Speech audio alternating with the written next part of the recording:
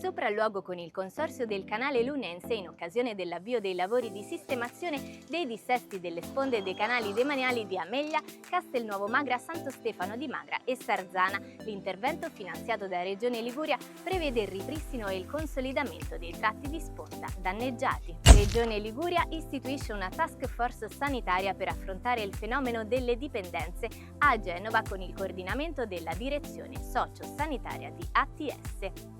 Il tavolo lavorerà alla riorganizzazione della risposta sanitaria con particolare attenzione alla presa in carico precoce e ai nuovi fenomeni. Prevista anche l'istituzione di un centro studi sulle dipendenze per monitorare i trend emergenti e definire interventi tempestivi. Al via il bando 2026 di Regione Liguria per il miglioramento del servizio taxi con uno stanziamento di 130.000 euro. I contributi sosterranno il rinnovo dei veicoli con particolare attenzione a quelli meno inquinanti e a quelli attrezzati per il trasporto di persone con disabilità, previsti fino a 5.000 euro per ciascun richiedente, che salgono a 8.000 per gli interventi dedicati all'accessibilità.